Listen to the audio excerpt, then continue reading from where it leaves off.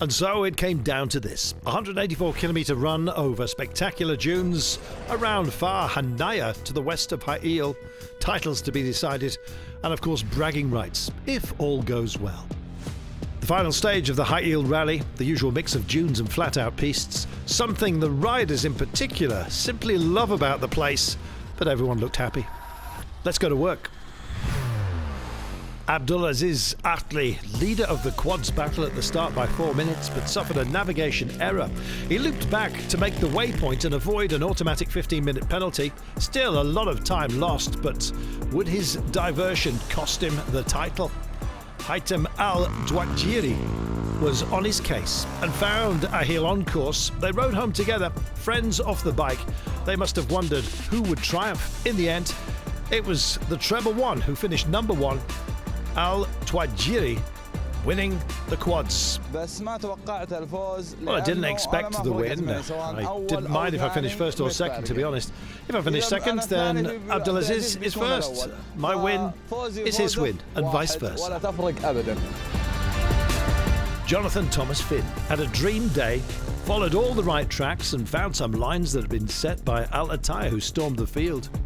This Canadian, former Moto3 junior champion though, well, just securing the stage win, nothing less, and finishes fifth overall. This only his second ever rally after Jeddah in December. Mohamed Balouchi, well, our rally winner, the secret is in the number. Mohamed Balouchi dominated Hail in November, and he's done it again. Back-to-back wins on this venue. Disappointing Dakar, of course, but he's now being able to push that behind him. I'm so happy. I was survival mode in Dakar, and now back on the track. I'm really happy to be doing this still, and alhamdulillah. Mohamed's fourth on the day, but he is our champion. Careful, sensible, he did the job.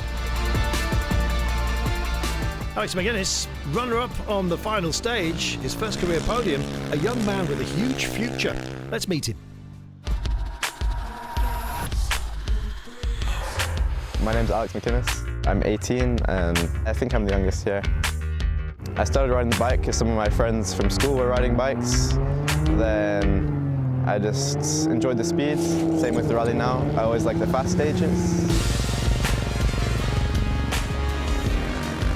Yeah, there's a lot of people who ride in Dubai, so the community is quite big, and then slowly moved to the rally scene. When you're on the bike, you just you're so focused, especially in the fast stuff, that you don't think of anything else, I guess. Especially in Dubai, you have so much like freedom almost. In the dunes in Dubai, it's always like you can go anywhere. I guess the dream is to do this with like a proper team around and to make it a job, but it's still early days. Fuck, yeah, I realized that. My team is in Dubai. This is the wrong size as well. Motorzone, but now it's more Malay motor style. I'm doing all the work on the bike, but my mechanical skills are good. But if you, okay. But if you ask like some people who I ride with, like Mackie and Brett, those guys, they'd say a different story. They don't trust me around the bike, but I figure it out. The long plan, there's no plan. But the short plan, hopefully to do Dakar in the next year or so, but it depends on sponsors and all this. But for the rest of the year, to finish the World Championship and try and fight for the Junior World Championship.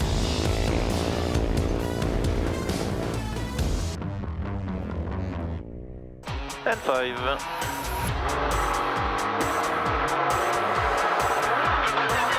Nasser Al-Attiyah came to Hail Rally in supreme form.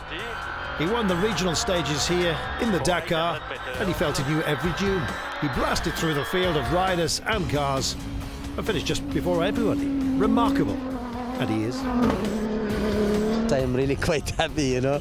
We need it, you know, before the big race in Abu Dhabi. Always I win, and even in Dakar, you know, I win all the stage, and it's good. I am happy, you know, what we did for this race. I think will help us. I hope next year will be only in Hail.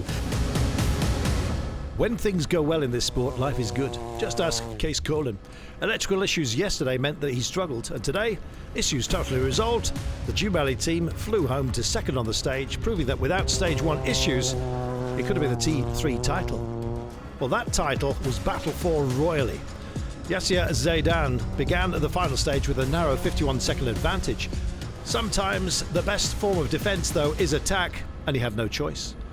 The man chasing him hard was none other than dark horse racing star Salah Abdullah Al-Zaif. An amazing battle ensued. Al-Zaif began the stage chasing the leader and slowly gained time over the 184 kilometres. He found his rival, followed it home. In the end, Al-Zaif wins the T3 class by a margin of just 9 seconds. Thanks be to God, he says, I'm so happy. It's a very big win to be leading the Saudi Championship and the T3 World Cup.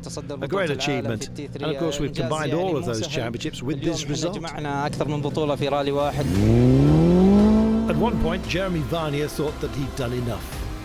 He led T4 this morning, and had a speeding investigation gone against Navarro, it could have been a different story. Second place in a class by a margin of just 57 seconds. It blows hot and cold in the desert. Just ask Paul Navarro. He monstered the course and thought he'd done enough to win the T4 class, but then a nervous wait ensued while speeds in restricted zones were checked. In the end, he was declared our winner for T4. Nasser Al-Attiyah in charge.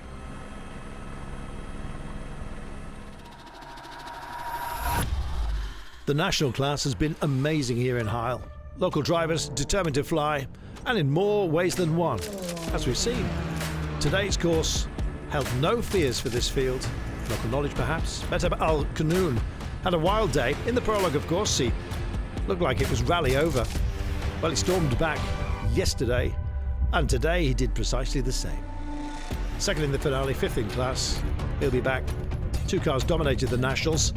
Al-Mashna Al-Ramli, who won the prologue and was always ready to pounce on Abdulaziz Al-Yaish, who won stage one. But Abdul Al-Yaish was simply in charge. Leading by 9.5 minutes at the start today, he extended his gap overall into Hail. Today the stage was really nice. It had a lot of bumps in the beginning. It shaked us a lot, and then we got the flats. We lie down. I kept flying. I never left. I never drive slow, although I'm giving 9 minutes, but I'm trying to compete with the factories. And he did so well. The margin in the end, nearly 12.5 minutes. The Hail Rally, always full of fun and drama, great racing, wonderful hosts. Rallying loves this place.